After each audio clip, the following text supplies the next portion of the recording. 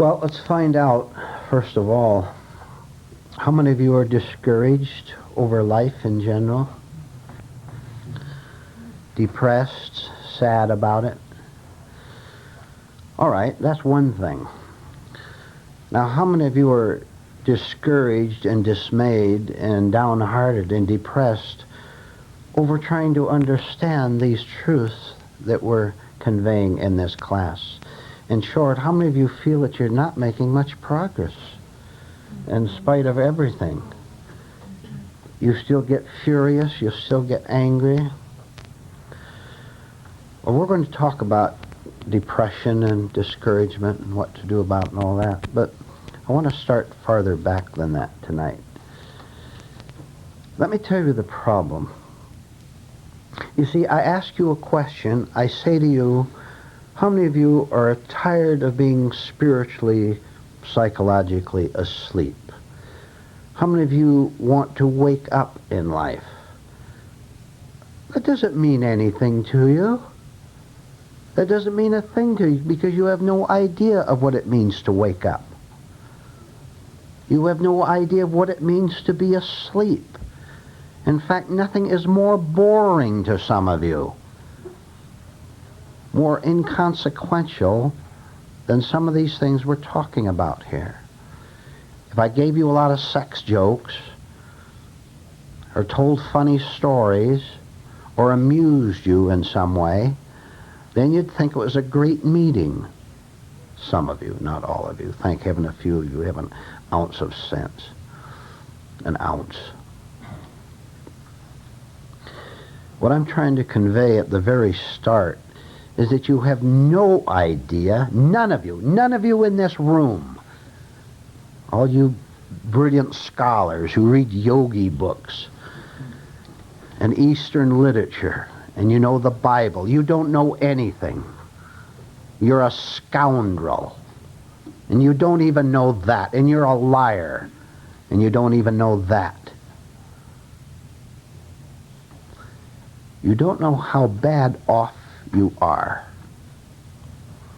Until you begin to see this, then any discussions we have about right work, about being properly encouraged, about persistence and all that, it won't have any meaning to you because you already have certain basic assumptions about what life is all about, and of course, you're always very sensible about your life. You know more than everybody else.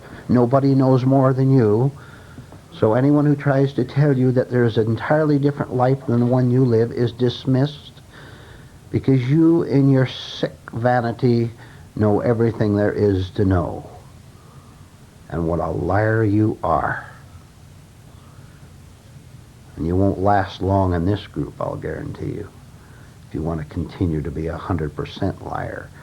What you have to do is, after maybe a long, long time in this class, you can reduce yourself to only being a 99% liar and phony and hard-hearted and vicious animal, not caring about anyone.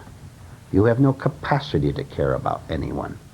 You're all wrapped up in your own sickness. How can you have the capacity to think about anyone else?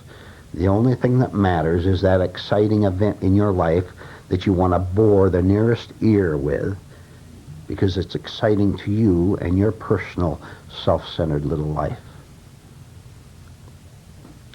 So look, now you listen, whether this is your first time or your 1000th time here. Everything really, really depends. I'm talking to you now. Everything in your life really depends upon whether you really inwardly want to build a castle or a haunted house. If you're now living in a haunted house, that's the only thing you know, and that's what you'll value, and you'll want to build that. But let me repeat that so we don't miss a major point. Every one of you, I'll go around the room so you won't, you think I'm being very personal, which I am. This is your life that's concerned. You have an opportunity tonight, all of you, to start to change your life from the wretched one that it is, in which you lie about and say it's happy. You have a chance to begin to change it here tonight. Most of you won't. You'll go out of here and be lost and get scared as you go along and a bigger liar than ever. Everything depends upon whether you want to start building a castle, and that's simply a figure of speech, you understand. Whether you want to start building a castle for yourself, a happy place, a nice place, a place where you're in command, or you want to build a haunted house. That is, you want to build the house you now live in, you want to add rooms to it, continue in it with all the bats in the belfry and all the ghosts that you've become very familiar with, because you, in your sickness, think that they are your friends. You don't know the difference between a friend and an enemy even yet. You don't. And I'll explain that to you in a little bit of detail. Those of you who have been associated with these truths for some time, coming to these classes, reading the books, working on yourself, you have up to a certain point developed some friends inside yourself. You understand, we're talking inwardly. You've developed a few right thoughts, right encouragements, right feelings, right directions. You've developed a few right ones, haven't you? But you also are well aware, and those of you who are new tonight, you had better become aware of this, unless you want to continue to be the trash that you are tonight when you came in here, and which you've been all your life. You also have inside of you enemies, vicious enemies, right? Right? Agreement on that? Lying enemies who will lie to you, who will trick you. Enemies who get depressed, who get discouraged, who want to argue, who want to fight, who want their way. So, you will agree, will you not, that we are not one single person, one single unified human being who is living wholly from himself, who makes decisions based on something much higher than our sickness. We agree that we're divided into 50, 100, 200 different people inside, right? Now, connect this with the idea of right encouragement, of not going down depressed when you're not making any progress in the class, or you think you've made progress and the next day you get mad again. Now you're discouraged over the fact that you had kidded yourself about your progress and you're right back where you started. Don't miss what I'm going to tell you. It may sound too simple and you may think it's not powerful enough. You're such an advanced student, you want something big. Don't miss this, please. Whenever you get discouraged, dismayed, depressed over your lack of progress in the spiritual life, and this is why we're here, to live a truly spiritual life, not a successful one out in that insane world out there. But whenever you get dismayed, I want you to remember that you have made a little bit of progress. That is, you have developed a certain amount of true, honest friends inside of you. You have. Or you wouldn't be coming back here time and time again. We know that that's one small right part, and the other part said, why go tonight? Or you even came out here angry, for example.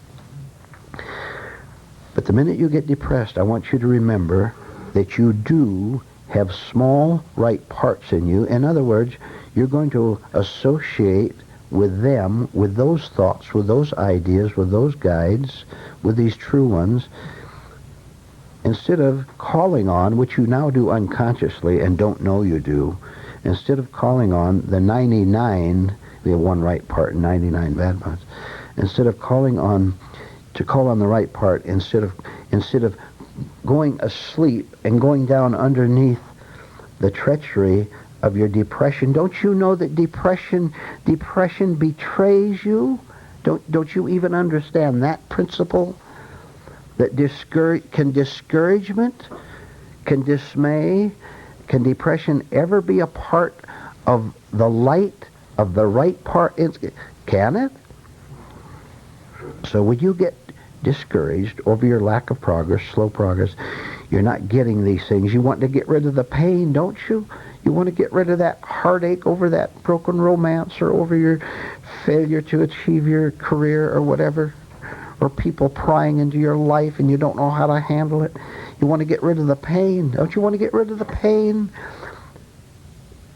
You try to get rid of the pain by going into pain. Now, what kind of sense does that make? The pain of someone poking into your private life, just as one example out of 1,000.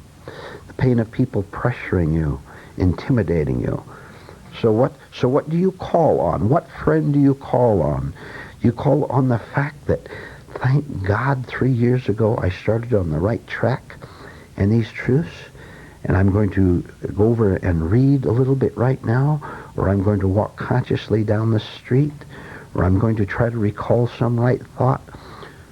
Or do you fall into depression because that is the familiar one, and the only direction you know where to go because you don't remember what you have learned in the past? Watch your daily progress, your daily activities, and you'll see how true everything it is that we've discussed up to this point.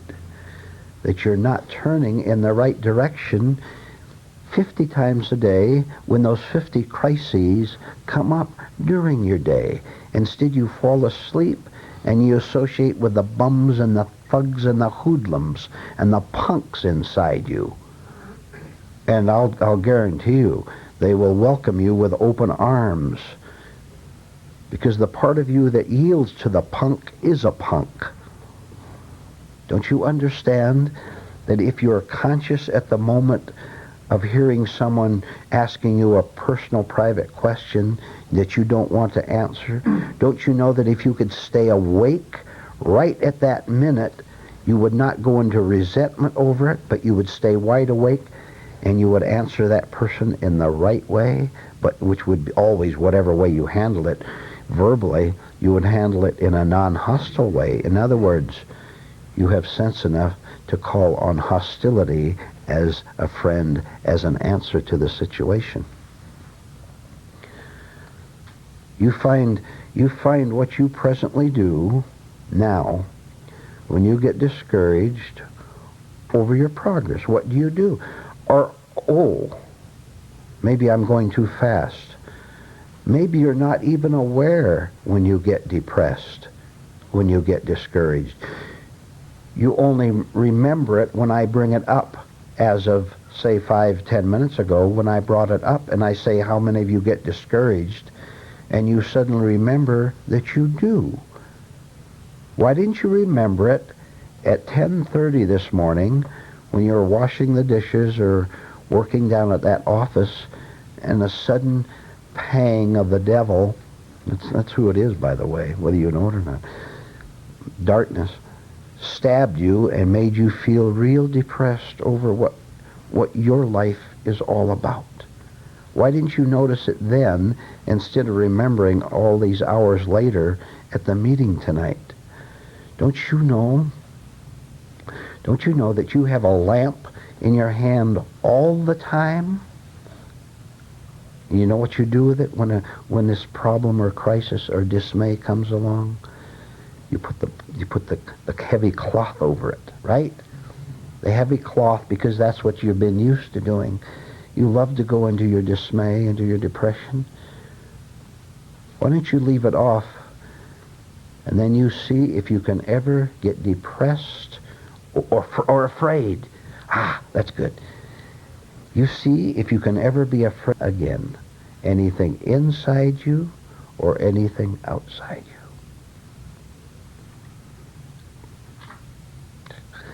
I've given you the answer before on this business of getting discouraged over making progress. It's so simple, and you'll continue. I'm going to tell you the simplest thing to do when you get depressed over your inability to make progress, and you'll all forget it. You watch. But I'm saying this deliberately to help you to remember it. First of all, let's be a little specific as to what you're discouraged over. You're discouraged over that personal habit that you have, that physical habit that you have that gets you. You've never been able to break it. You have this general heavy haunting of your life, and you don't know what it's all about. And so you obey your husband or your parents or the politicians or the religious teacher. You obey them. You obey them at the same time. You have a very, very dreadful pain of knowing that unless you know it from yourself, you never will know how to handle life right. Haven't you ever read a book or heard a preacher or heard some friend give you advice, and all of a sudden it occurred to you, what on earth good is this doing me to see what this man has to say? Sooner or later, I'm going to have to know from myself, right? Right. All right. At the start, you do indeed have to get your help from someone who is not lying to you. You're going to have to give up your lying friends, you know. Those of you who are new tonight or hearing this tape for the first time, you don't even have sense enough to know that all your friends are liars.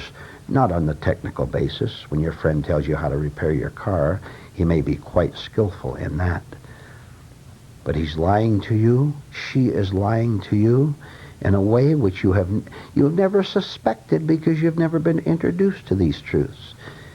He's lying to you as to what is valuable in life. He has his values, she has her values. That married couple friend of yours, you know what I'm talking about. You know what I mean? Don't you know how unhappy they are? Don't you know how driven they are? How they're compelled to keep running, always going somewhere and making all these plans, calling you on the telephone, trying to get you to call back. Don't you have sense enough? Is there one of you in this room who has sense enough to begin to see through the masquerade, the stage performance of your friends? As long as you associate with them without awareness, you are calling on them for help. Exactly what you're doing. They phone you and invite you to the party or some exciting thing centered around themselves, of course. And you get excited because you don't know what else to do with your life. You've never known. Listening to your own nonsense is equally futile.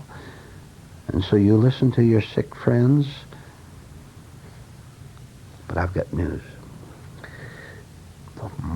The most marvelous news that ever has been given to any human being, and it is given to every one of us in this room tonight. Now, I'll make it as simple, as clear as I can, and then we'll have the discussion later on. You might want to ask about it. In your present state, ladies and gentlemen, you were lost. There is no one here seated in front of me who is not a lost soul. Let it sink in a little bit. There's no one seated in front of me who is not a lost soul.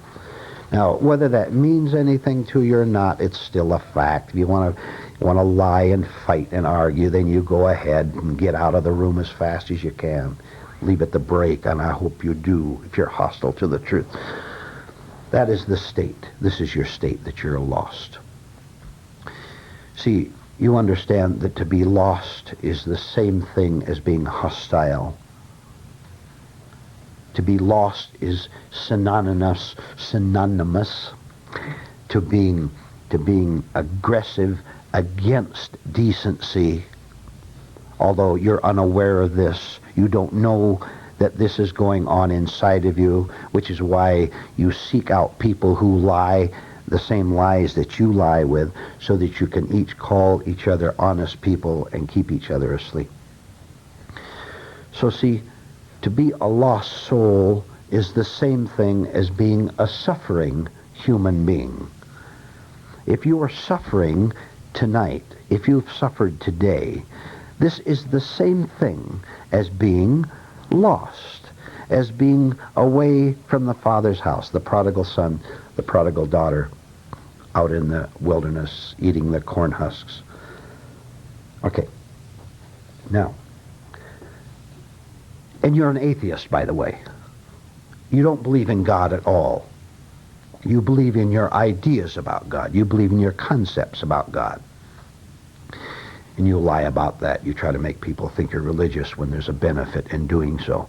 If there's a benefit in being an atheist, then you're an atheist. And you don't even see the contradictions, how you switch selves from time to time. All right. If you want to stop suffering, you can do so. But the price for ceasing to suffer is so great, is so awful, so demanding, so complete, that very, very few human beings on earth go through it. Few men and women on the face of the earth right now are willing to pay the price for building the castle, for getting rid of despair once and for all, for becoming a decent, self-whole, unlying human being. Very, very few want to pay the price. Okay, so far? Are you following so far? All right, I know you are. What is the price? You're a little bit ahead of me, some of you, aren't you? And we can say it in different words, but I'll say it again as simply as I can, and maybe in different ways. If you want to be really happy, really free, if you want to stop suffering, if you want to stop arguing all day with other people, for example, you're the center of your own world, if you want to stop from being a pain to yourself, the price to pay is to begin. You can't do it overnight. It'll take you many years. This is long and hard work. You want a pink pill, then listen to a lie and swallow the pink pill. But over the years, you can begin to give up the false ideas, notions, beliefs that you have about yourself, about life, about society, about God, about religion, about your wife, about your husband, about your children, about your aims, about your desires. You can begin to give up all the false ideas that have kept you in the hell which you now inhabit. You're all in hell. Every one of you. I'll go around the room again, without exception. Won't you lie to me? And if you're in hell, you'll have no choice but to try to drag everyone down to that same level. And if you don't understand what I just said, stick with it, and you'll begin to see how evil you really are. People living in hell have no choice but to drag everyone down to the same hell that they are in, because this is all they know. Right? Through long, hard work, through shocks, through coming here and being insulted over and over and over, and taking it because you're tired of lying to yourself, you're tired of suffering. Gradually, you will begin to introduce into your life, into your daily life, driving down to the office, at home, in your marriage, anywhere. You will begin to introduce into your life the true friends that it is possible for you to have. Which means that at the start, the first few months, the first few years of studying right here in this class, you will begin to go through horrors you never believed possible. But these horrors are simply the ones you've lived in, the hells you've lived in all your life, which you're now beginning to make conscious, which you're beginning to understand that this has been your life all the time. It's nothing new. But you will think it's something new, and you'll become extra scared because you say, well, I thought I was going to get worse, and here I'm get better. I thought I was going to get better. Instead, I'm getting worse. You have to get worse before you get better. That is, you have to begin to what you've lived in all your life as a lie, calling it a happy life. You stick with it. You stay with it. You come to every meeting, and you read, and you follow the little tiny rules we have in this class. And the time will come when you will feel something different than you've ever felt before, something that you've never had before, which is the first good friend you've ever had in your whole life. And that friend is nothing more than one little small portion of truth that God, truth, reality, has been able to get inside of you because of your beginning honesty about yourself. Honesty admits light, and nothing else can do that, you see. And you will feel that without understanding it. You won't don't try to understand it. You'll just try to interpret it with your old mind, with your false ideas, which will distort it. See, just let it be there, and it will continue to grow and grow and grow, and to the degree that your right friends, inwardly, spiritual truths begin to grow, the false friends that torment you every day, even as you're sitting in this room right now, there's not one of you in this room who's not being tormented. And I can tell I know which ones of you are having the worst time of it, because you're the biggest liars in the room. Gradually, as you become receptive and become authentically humble, that is, you're setting aside your egotism and your sickness and your lies. You're beginning to have the courage to say, well, I'll just find out what will happen to me as a result of going through these experiences that I've been told about. I'll just find out what will happen to me as a result of going through. That's all you have to do. You don't have to know the way. How can you know the way out of yourself when you don't know the way out of yourself? All you can do is deceive yourself if you know the way out. You've known the way out all your life, and look what it's got you into. Look at the mess you've got into all this point by listening to those deceitful friends in your mind and in your feelings up to this point. They lie to you, and because you're stupid and gullible and don't know any better, you listen to them and follow them. I'm giving you something new tonight. Or rather, the truth is telling you that you can cease to listen to these liars who betray you, who make you cry when you're all alone. You're very brave in this room. All these friends will begin to grow in strength inside of you until you begin to recognize them as friends. And as you recognize them as friends, you'll about faint with shock to see that all your life you've listened to liars. And where were they? Right inside you. You thought your friend was a liar. He is. But that's not your enemy. The enemy is the lie in you that likes to associate with that man, with that woman, because you feel comfortable. Two devils always feel comfortable with each other. Or two angels always feel comfortable. That is, two right ideas. The angel wants nothing to do with the devil, and vice versa, right? Don't you sense that, by the way, inside of you, that this is true? Especially when you're in conflict inside of you, you know you're going to have to make a decision one way or the other, aren't you? You're going to have to make the decision, for example, to suppress your anger and pretend it isn't there over what someone said to you or something that happened to you out there. You're going to have to suppress it, or you're going to have to simply see that you're angry, right? Isn't that a different thing, to see the anger than to suppress it and lie about it to yourself? And you want to lie about it to yourself because you're not an angry person. You're trying to tell yourself, and yet you're boiling inside, and you get all these headaches and can't sleep night. What we're saying is this: if we're tired enough and want to change ourselves, and are tired of being depressed, tired of being in despair, then we can be so wide awake all day long that when we must make a choice, we can make a choice to call upon the right parts of us who will always respond, and you will feel the rightness. Do you know, the rewards, there's no way I can explain the rewards in a right feeling inside of you, which is not the same as a false feeling of life, which we have discussed many times in this class. A false feeling of life being when you get the raise.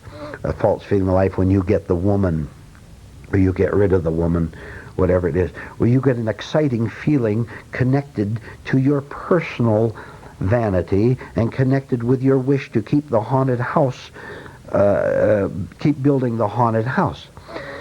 The thrill you get out of putting a brick of truth in place in the castle will give you a different attitude, a different feeling, a good one. And there'll be no mistaking it at all. And then you'll be rightly hungry for more of that. Conclusion, and then I'll stop and we'll have a break.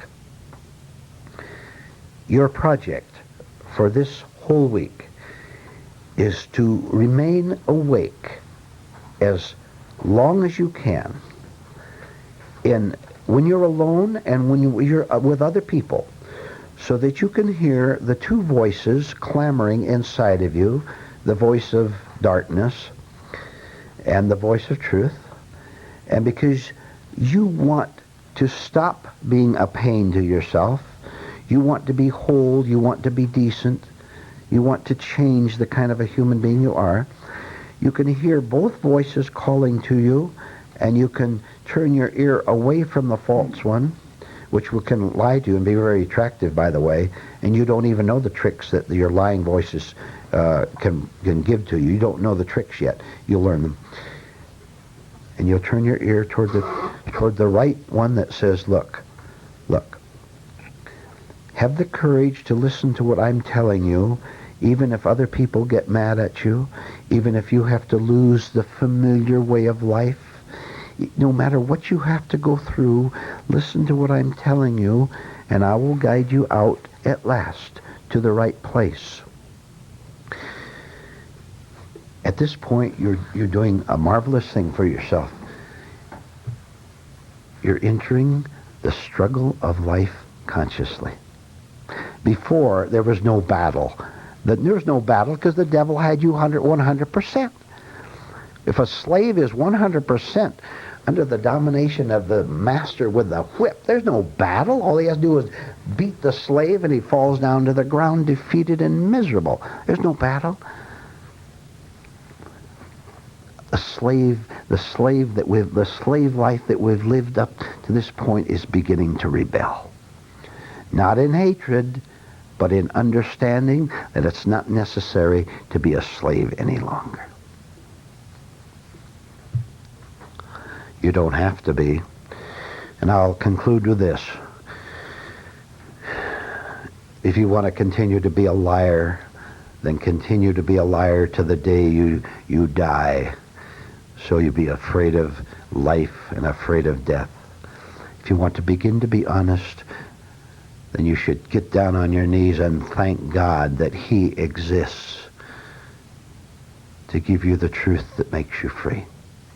The only thing that will give you the good cheer, the permanent good cheer, the 24-hour good cheer, 12 months of the year good cheer, are these truths and nothing else. All other cheer is phony, and you know it. The cheer of having your familiar wife, husband, friend, companion around.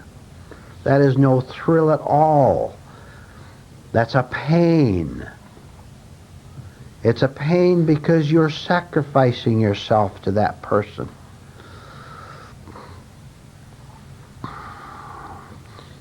Don't you feel it when you're in a wrong relationship with another person?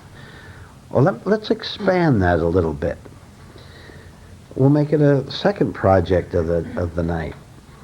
You begin to be aware of when you are in the wrong place. And that could be physically or psychologically or both. You could be engaged in a phony, shallow conversation and remember what I just said, and suddenly become aware that you're in the wrong place inwardly.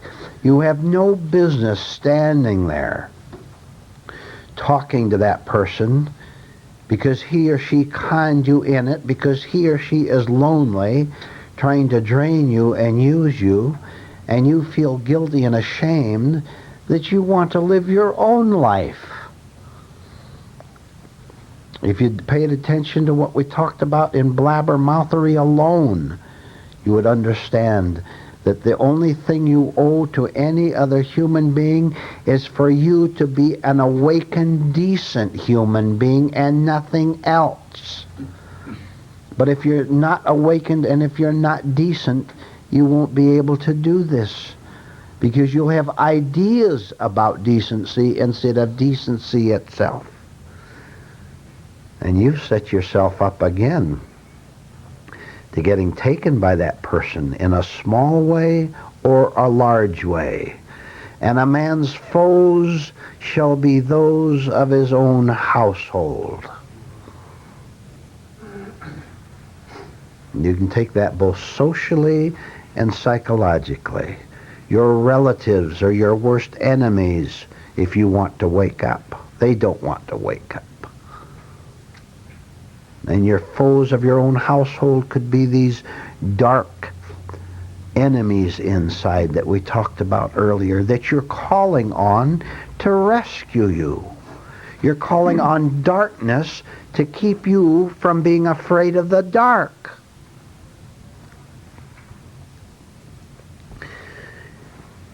Add the following to your studies. I want you to notice indeed how it is an absolute final fact that we assemble with those we resemble.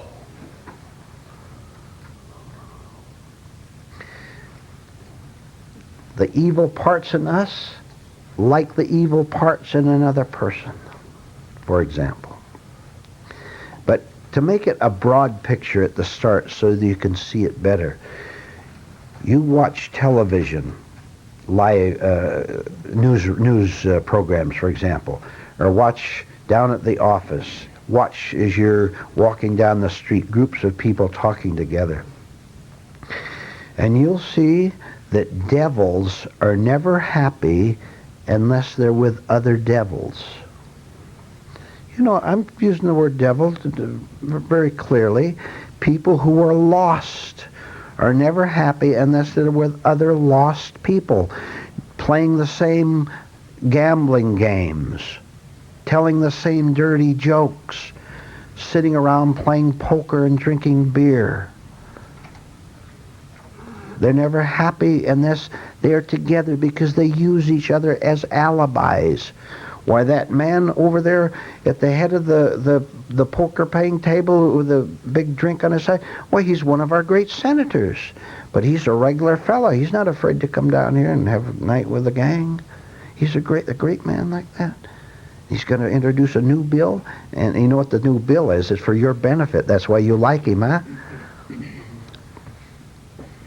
If he was against the bill, you'd hate him, but you'd still fawn toward him.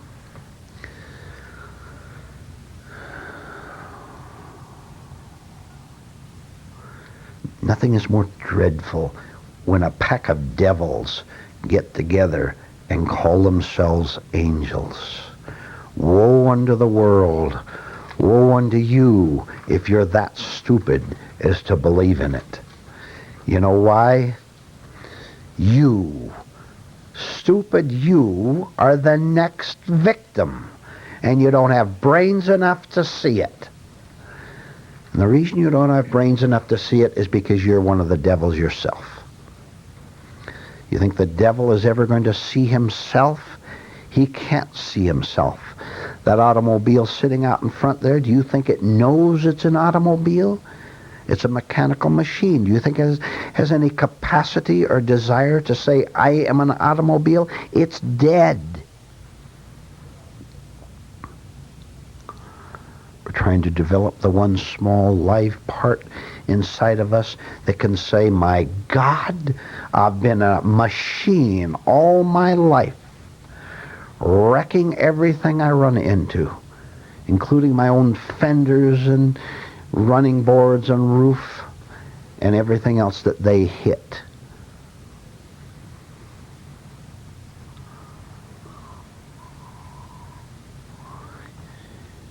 You stop protecting yourself. You stop protecting yourself from seeing what you are really like. And you protect yourself with false ideas that you immediately bring up into your mind when your falseness is challenged. Oh, I'm not a liar. I'm not a hypocrite. As long as you're doing that, you will remain a liar and a hypocrite and as dead as that automobile out there. You have the possibility of changing from being an automobile to being a conscious human being if you will listen and learn. This is the fact. Those of you who don't come back to these meetings, you'll have to just go back out into the lost life that you have now, that you have when you first came into this meeting tonight. You'll have to go out and continue to be in one of the most dreadful types of torment. Everybody, not just you, of course. One of the most dreadful types of torments a human being can ever find himself in, which is trying to convince himself that a lie is the truth. You'll never succeed.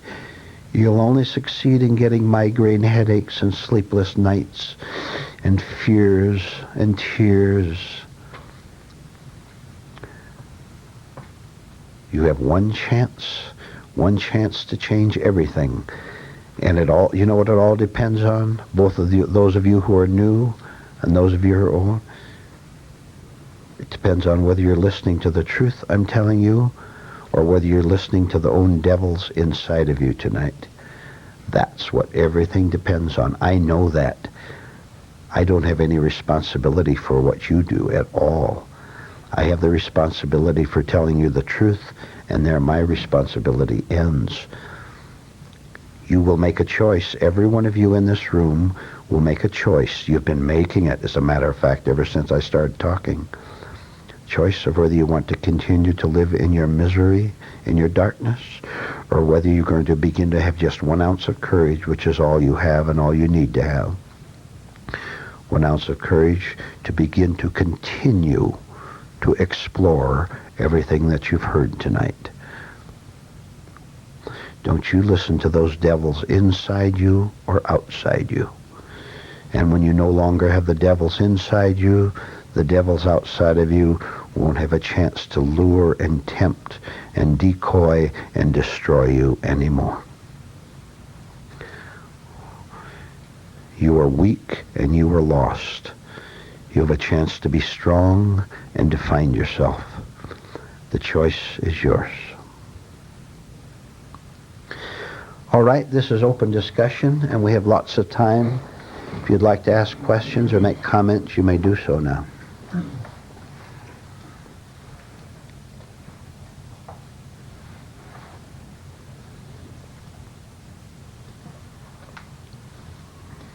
You came very strong today and saying you can leave at the half. Yes.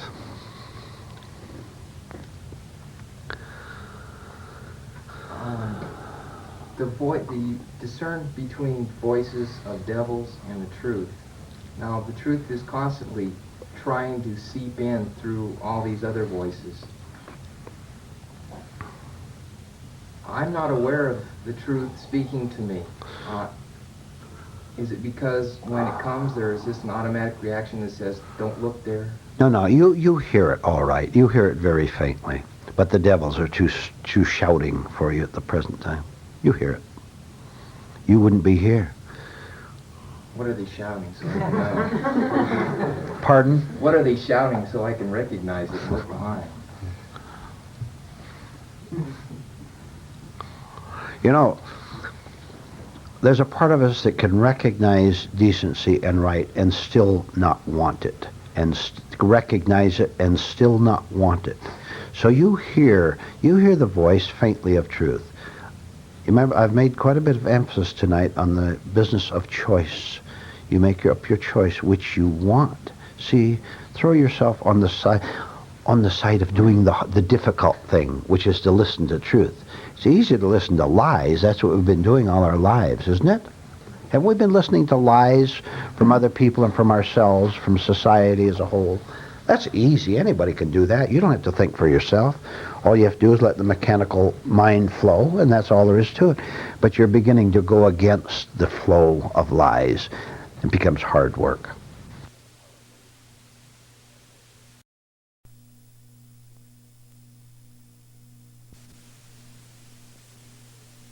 Any easier on you?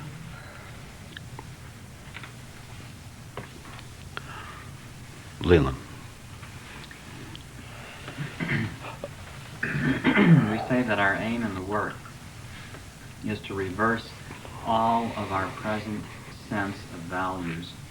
What the devil is saying is that we must perpetuate our present kind of experiences.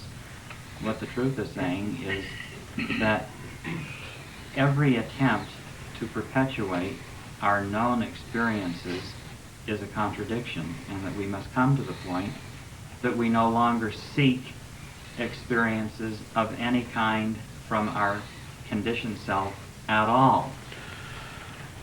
So that is the complete flip-flop, to go from noise to silence. Everything the devil is saying is that you will be empty, lonely, and destitute if you give up the noise. Yes, and that's worth a comment on. The devil always lies to you as to what will happen to you if you take truth. See, he wants to remain, to use a figure of speech, he wants to remain in power in your life. He doesn't want to let go. Darkness never wants to let go. It wants to continue to flow and be darkness. And it employs every possible trick and lie to get you, to keep you in its power. And organized religion is one of its major successes in doing this.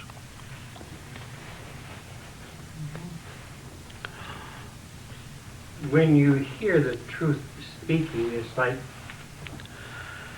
walking along and you're playing a tape of resentment or something, and all of a sudden the voice is like, knock it off, you're only hurting yourself, and you drop it. And you start to be aware a little bit of walking and where you are right now. Exactly, and if you do that, if you did that even 5 times a day at the start, you're beginning to smash the mechanical flow. You're throwing the log in front of it, aren't you? Right. And that's great all day long. Do it as often as you can. I'll give you one example.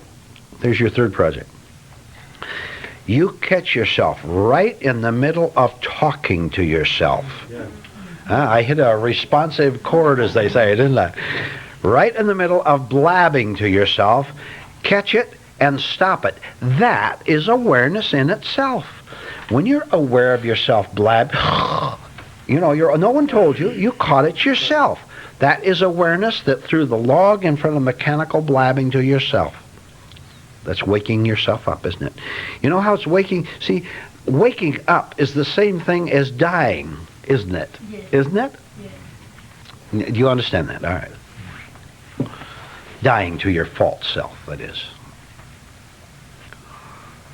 Gordon. Sometimes there's a sense of something different and we become enthusiastic about it. You once cautioned us about enthusiasm. I'd like to know more about that. Caution you about enthusiasm? Yes, about false enthusiasm. False enthusiasm will always, always, always have me as the center of the enthusiasm. I'm so excited over, I said something at the meeting and everybody nodded their head and approved. See, that's false encouragement of myself, and it's centered around my brilliance. I have no brilliance at all. Only God has brilliance, and he passes it down and sends it through all of us, which means if I identify with the truth, that is an error too, is it not? It's not my truth. It's a contradiction. My truth, I don't exist as someone who has the truth all to himself. But if I'm not there, then there is truth there, which is my truth without the word, my truth. Right. Follow it? Yes. All right. This working on awakening and dying at the same time is a constant going on when you press a little bit. All the time. Yes. Right.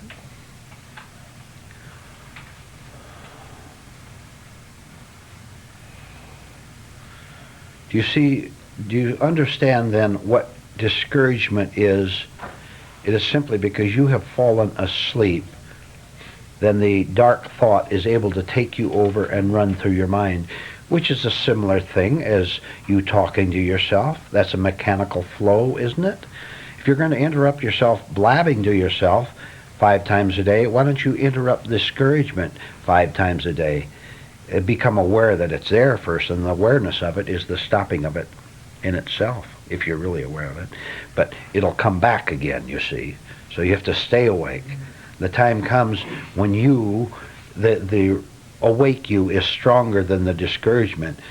So it comes up and hits against a wall and bounces back. It can't penetrate anymore. So anything that I do to promote any feeling is false. The only thing that I can do then is to see the negative and cease to go along with it. Oh yes, cease to go along with it.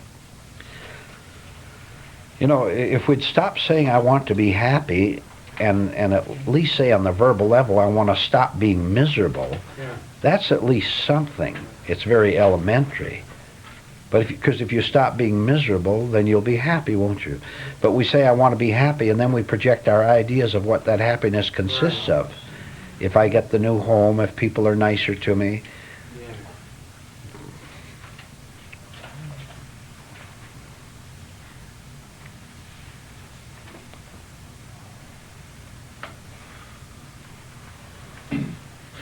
Ernesto. I'm thinking about the desires now. Desires. A thought, Desires. Desire. a thought comes in form of desire. Okay, I can't satisfy that desire, okay. so I get depressed. You what? I get depressed Oh, or unhappy, whatever. oh, uh-huh. Well, All right, you can't, no, it's all right, that's all right. You have a desire. What's the desire? Oh, more money, more what? You want something, you know, whatever the desire. Why do you get depressed? Because you don't get it.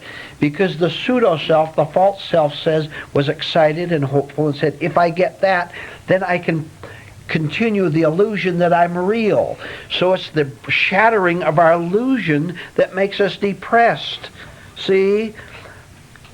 I'll tell you. We get depressed every time we begin to see through ourselves. And this is why you have to stick with that depression in order to understand that the depression is false, because it's based on a false idea. See? There's no you. There's no you who can be made happy by attaining that object. We've done it all our life, and it never occurred to us that maybe the desire to prove ourselves is what is wrong, not the object. How many of you have got what you desired and then wish you didn't have it an hour later? Huh? You men got that woman, huh? You women got that man, huh? That man? See? I see you ladies responding.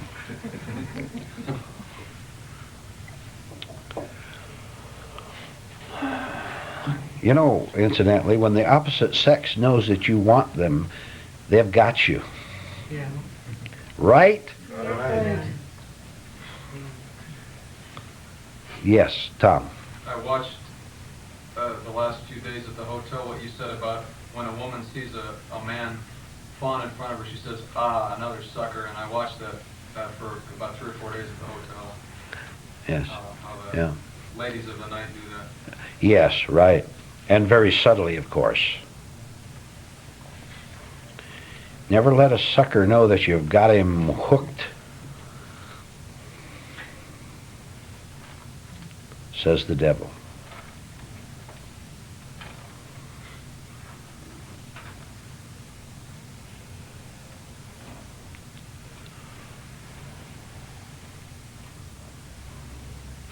Why suffer when you don't have to?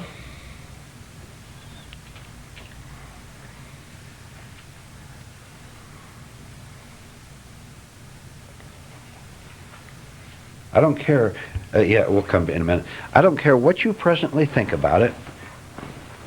I don't care how convinced you are that it's necessary for you to stumble in the dark for the rest of your life. I don't care how convinced you are of it. I know that that is false. This is why I can help you.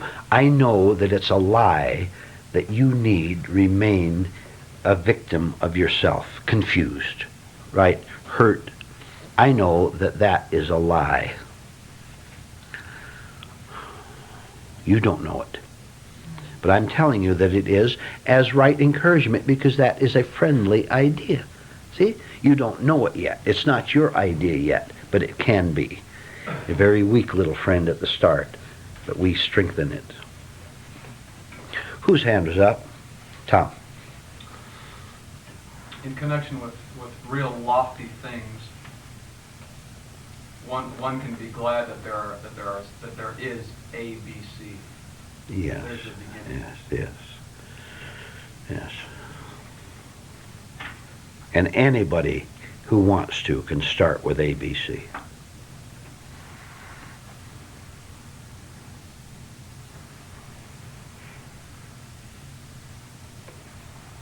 A is, do you suffer? If you lie about that question, you can't go on to B or C or anything else. That was very good, wasn't it? Yeah.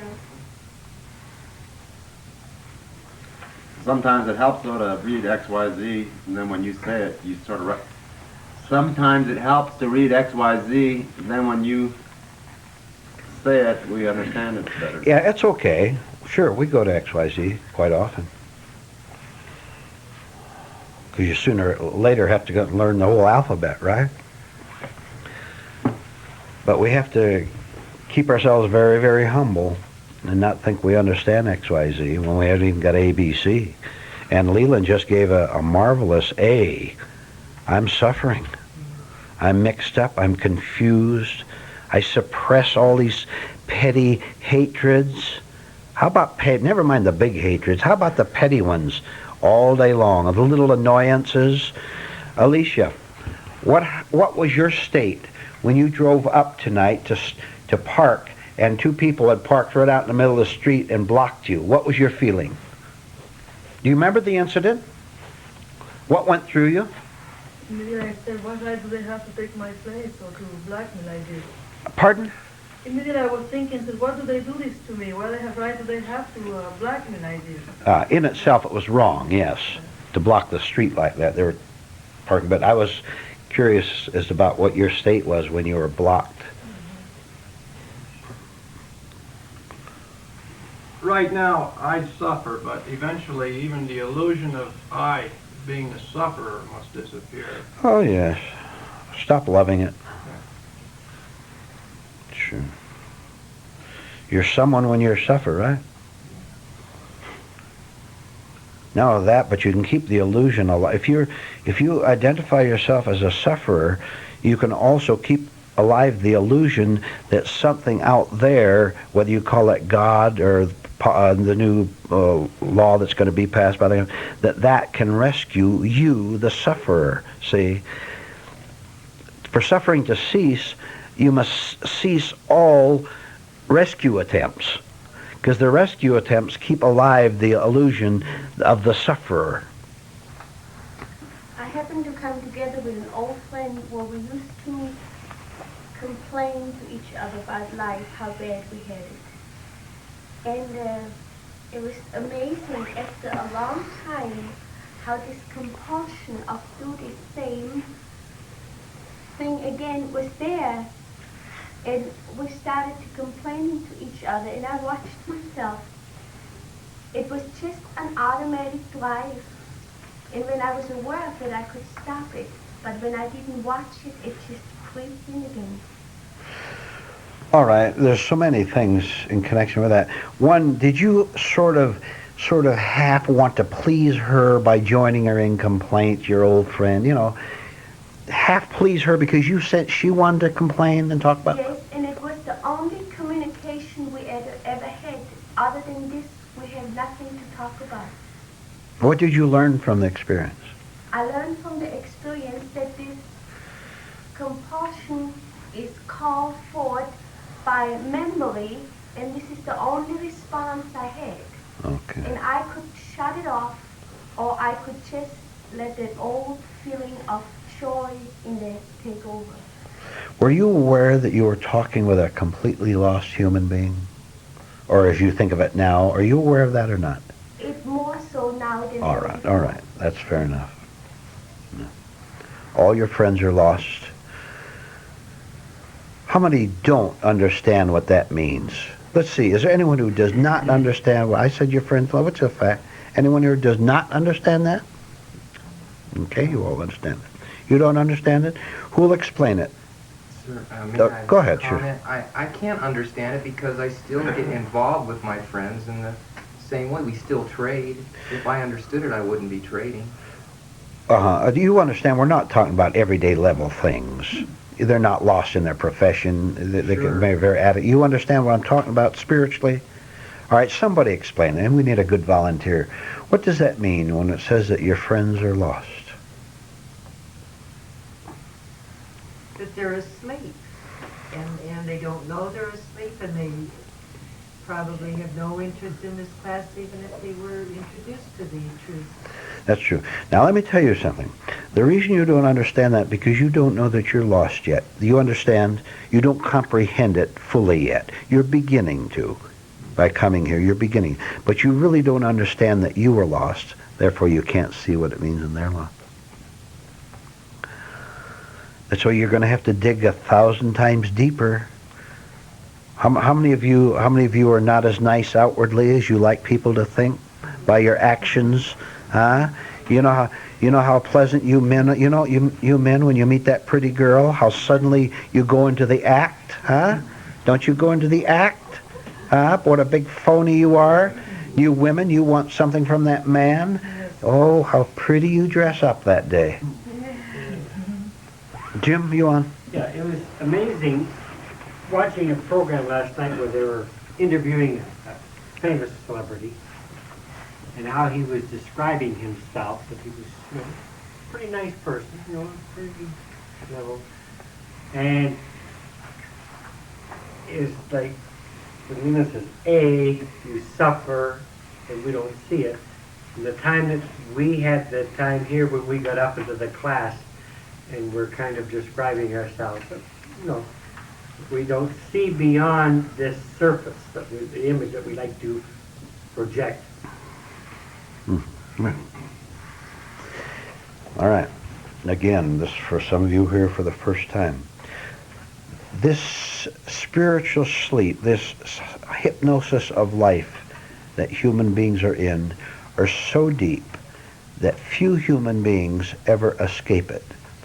This is not said to scare you or to be dramatic. I'm just stating it as a fact. I know that. I know that my own relatives, all my relatives, are going to die. My relatives are going to die or have died sleeping human beings, and yours too. Very, very few human beings ever escape. We are here because something happened to us 30 years ago or 5 years ago that gave us such a jolt. It forced us to start looking at what we don't want to look at, which is our lost state. That's the only difference. We're beginning to suspect that we've lived a lie. We're beginning to suspect that we're lost. We don't know, not even sure what the word means yet. And you can't really know what it means to be lost until you begin to save yourself. Because then you have the comparison of it. You see? You begin to, if all a man knows is the desert, that's all he knows is the desert. He climbs up on the mountain. Now he knows both the mountain and the desert, but he's up on the mountain. The desert can't affect him anymore. He can look back and see where he used to be. Or I know now, and some of you could raise your hand. You can if you want. I know that some of you here, at least in a small way, can look back and see that you're at least 1 foot above the desert floor. That's all. 1 foot. But isn't that marvelous? If you can go 1 foot above the desert floor up the mountain, you can go 2 feet, 10 feet, 50 feet. And this is what we're doing tonight, climbing just that much tonight.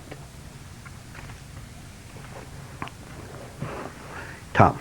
You just said something about something jolted us severely recently or in the past, and that is why we're here tonight, or that is why we're here. And a very strong association popped right up that I have very, very strong memories of pain and fear from real early childhood. And I wonder about the rest of us here tonight too. Oh, I'm sure. All of us could go back, couldn't we, and see jolts and fears and terrors we've had ever since we were kids. We're just tired of them, that's all. We're a tired group of people, but we're tired people turning in a definite direction. We used to just sit down and be tired and wonder where help was coming from. We didn't know. But now we're making initiative of ourself toward the truth, toward the light.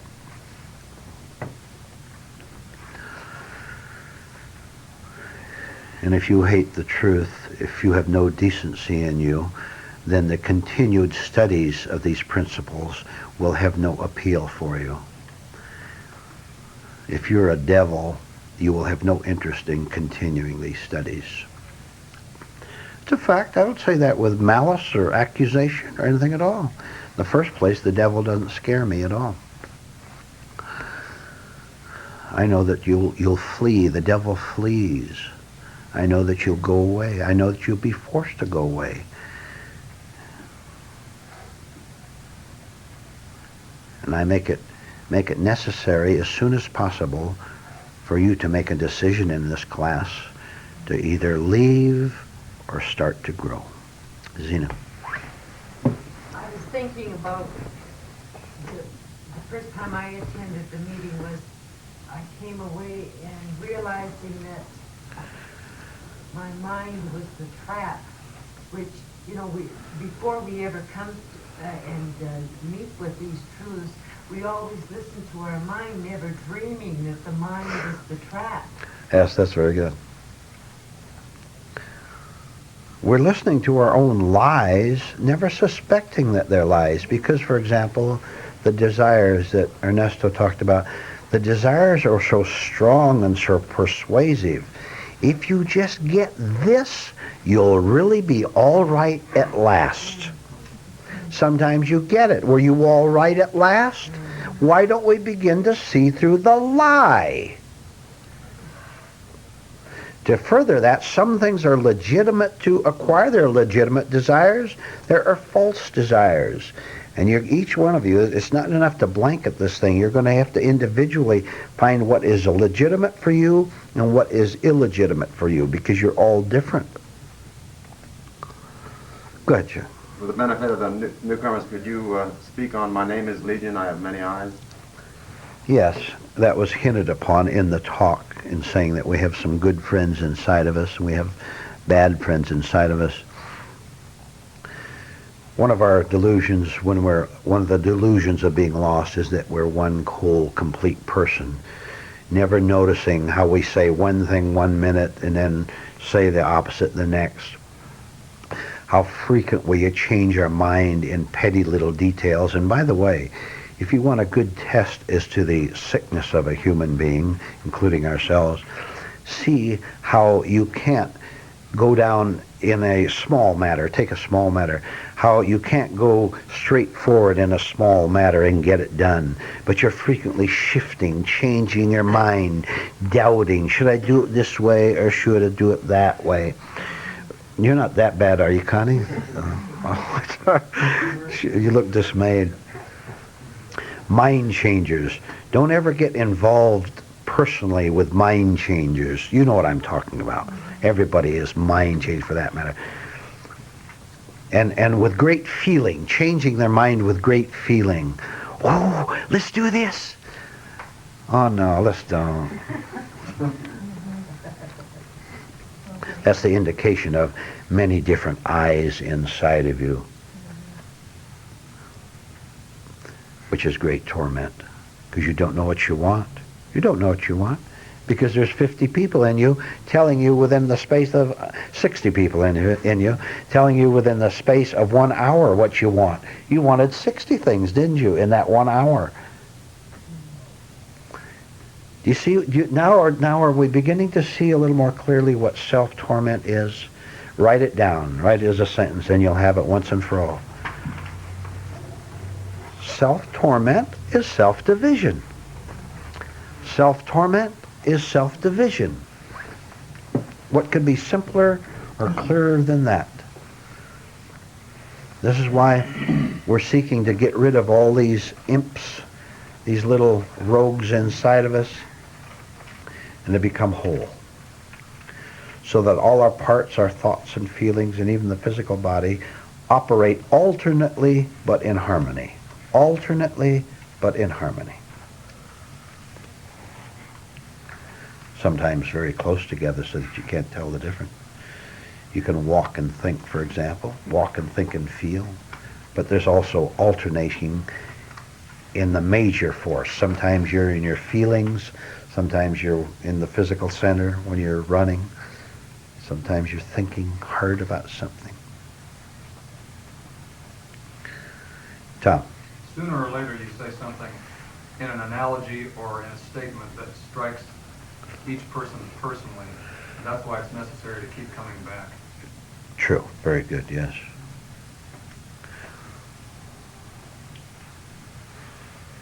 Look, and then we'll end with this. And this is all of us, new or old people here. You're not aware that you do have a wall up in front of you, a thick, hard cement wall, tall wall. You're not aware that you have this wall in front of you to block off the truth. Because you're afraid that these truths, ideas, truthful ideas, right principles, you're afraid that if they penetrate you, they will put an end to your life as you now live it. Put an end to your happiness. Put an end to your security. Put an end to your intelligence. Now stop and think of the stupidity of that kind of thinking. If truth comes in, I may go crazy even. You're crazy already, aren't you? Have the courage to little by little knock the wall down. You can't do it all at once. The impression would be too much for you. But little by little, the truth will begin to penetrate, and you begin to see that it's your friend, the only friend you've ever had. A person may have a problem in the home, perhaps with a relative, someone you live with. Or your problem may be down at work, a financial problem, perhaps a problem of human relations down there at the office or factory where you're not getting along as well with someone as you'd like. We have endless, varied problems, hundreds of them. As you listen to these talks and begin to absorb them, you will begin to understand that in reality, in fact, there are not 100 problems or 1,000 ones as you may now suppose. But there's really just one problem in the whole business of things.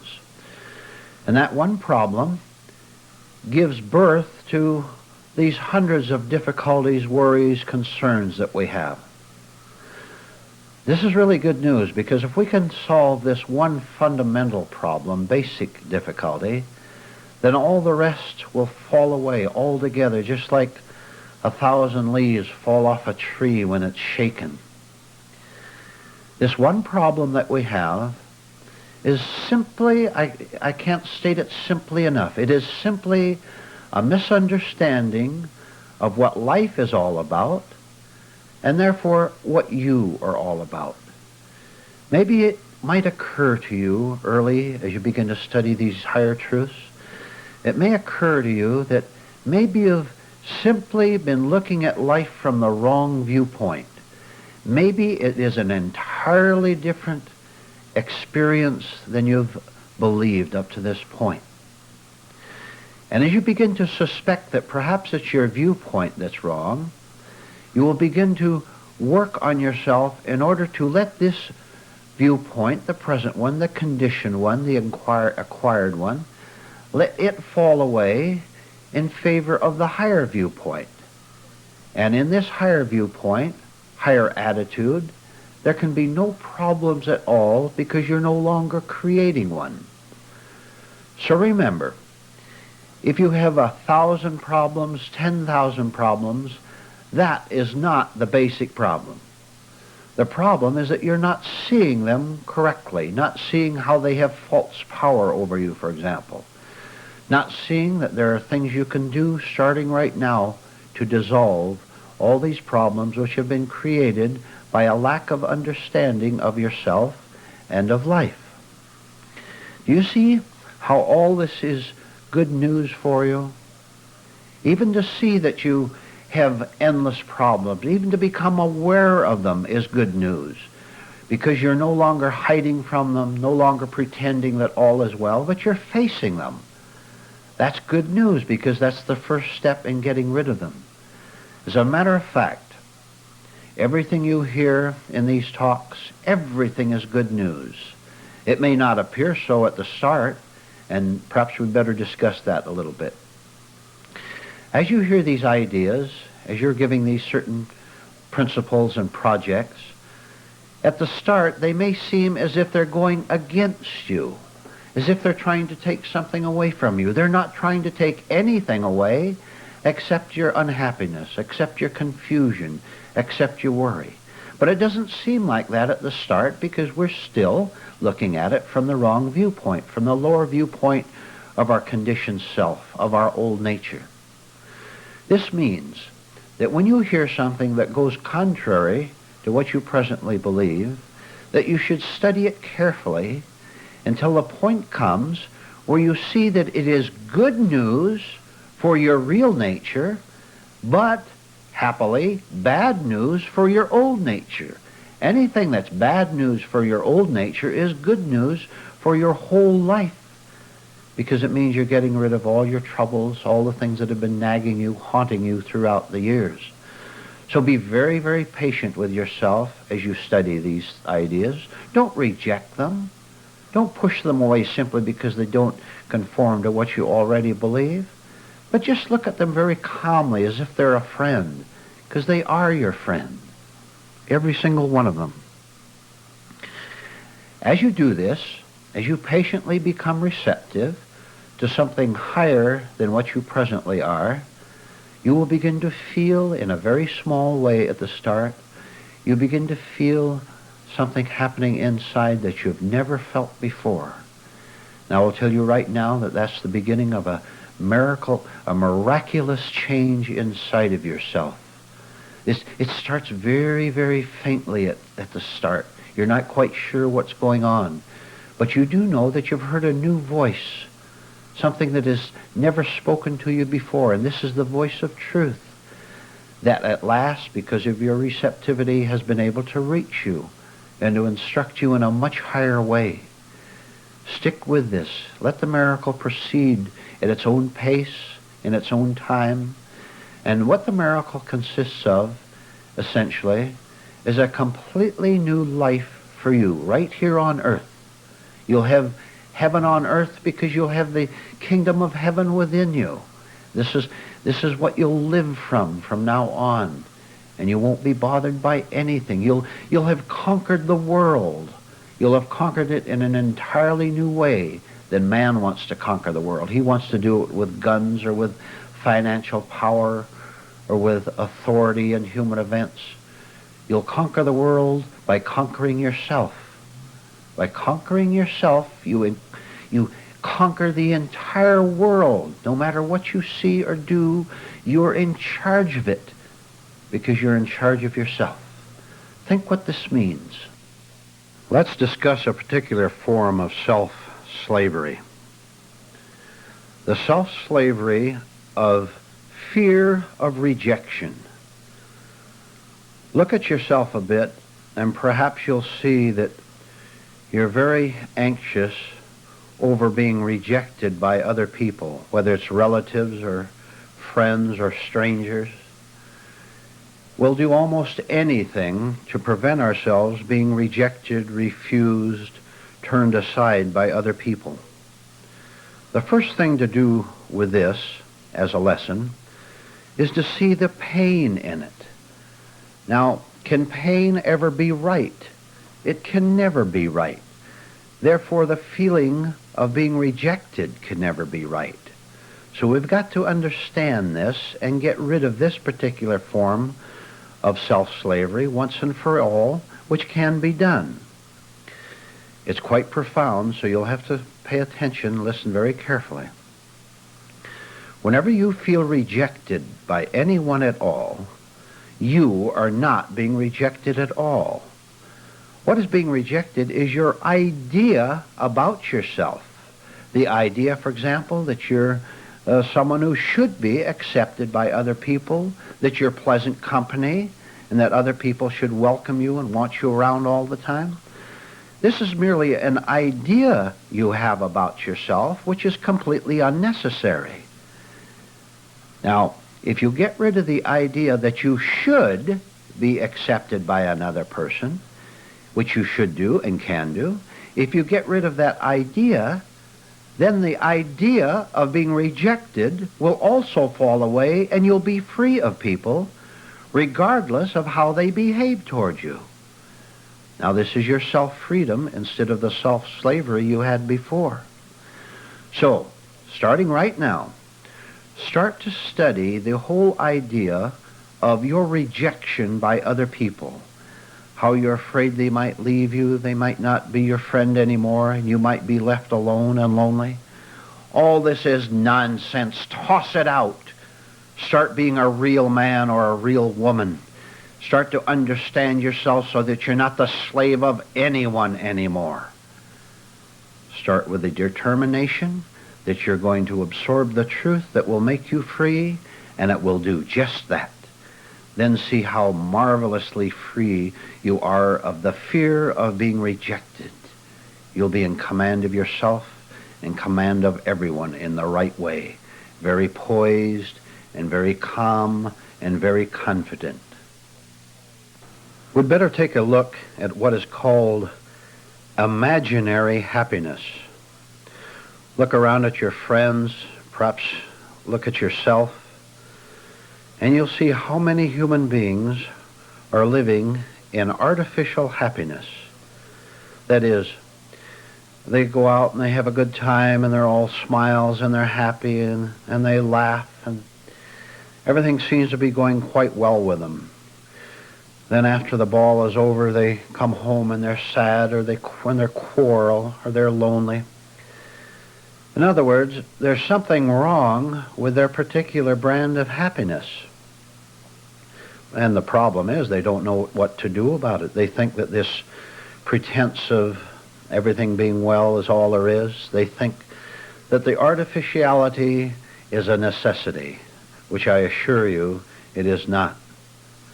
So what we have to do is to become quite clearly aware that we are living in artificial pleasures, pleasures that always turn over to the opposite of sorrow, of confusion, of bewilderment, of wondering what life is all about, wondering whether there's anything above our confusion. We have to become quite clearly aware of what we're doing to ourselves, which is punishing ourselves by living in a contrived sort of happiness, a false joy. Now, it's not easy to become aware of this, because the minute we begin to question our false pleasure, the minute we begin to question it, we wonder, well, what's beyond it? Just suppose there's nothing beyond my excitements, my thrills of going here and going there and getting myself distracted for a while. Just suppose there's nothing beyond it. Then what would I do? I'd be horrified. I'd be empty. I wouldn't know where to go. I wouldn't know what to do with myself. Let me tell you that that feeling is false. But as long as you take it as true, as long as you take it as valid and as necessary, it will block you from walking down the path to freedom from contrived happiness, which is no happiness at all. Just simply begin to face the fact that you are living in artificial pleasures, that they're not really giving you the satisfaction and the security that you want. Become aware of that. That's enough. Don't go on to the fearful question, but what will replace it? That's all wrong. And the fear of that question itself is all wrong. The fear of it is all wrong.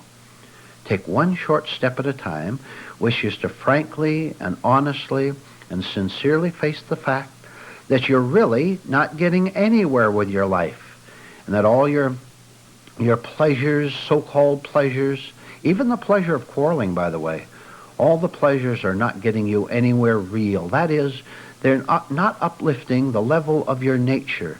They're not making you a freer and an authentically happier human being. Face the fact, face the jungle. Once anyone faces the fact that they're dwelling in a human jungle, that's extremely intelligent. That's marvelous. It means we're no longer lying to ourselves about our actual condition. Once anybody faces the fact that they're lost in the jungle, they can begin to study the jungle and find the way out, which is exactly what we're doing in these classes. We're studying the nature of the jungle and seeing that we have an intelligence in us that's capable of leading us out of it. But as long as we fear the jungle, that fear will block the intelligence which can help us find the way out. Study the jungle, abolish artificial happiness, don't believe in it anymore, don't think it's necessary, and finally, when you're out of the jungle, you'll be very, very glad that you started down the right path at last. Write down a sentence, please, which explains itself. If I am willing to learn, I need give no thought at all about my ability to learn. If I am willing to learn, I need give no thought at all about my ability to learn. Isn't that nice? Yeah. Now you take that deeply, which means you're going to have to see what it means to be willing, and out of that willingness will come the ability, because it isn't your ability at all. The willingness invites a higher ability that connects with higher truths. Have you in your present stage ever been able to do anything for yourself? Not much. A willingness to do what? A willingness to learn, to receive things that you don't want to receive. And I hope the house collapses on you. I hope all your precious dreams get shattered. I hope you get betrayed by everyone you know, by your friends and your enemies. I hope everything collapses. I hope you get shocks and strains and miseries. I hope you collapse.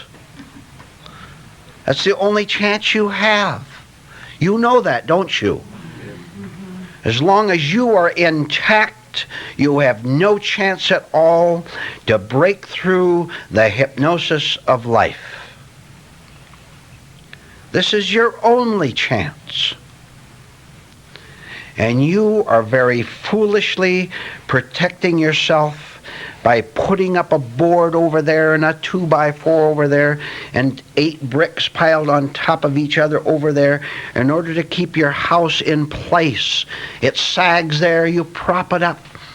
The storm comes in and you cover it up with a patchwork of either cry or complaint or saying, oh, next time it'll be better. As long as you're trying to repair the house, it will be haunted. Pray, seek the day that the house collapses. That's the marvelous end of you. And you know what? That's the marvelous end of your misery.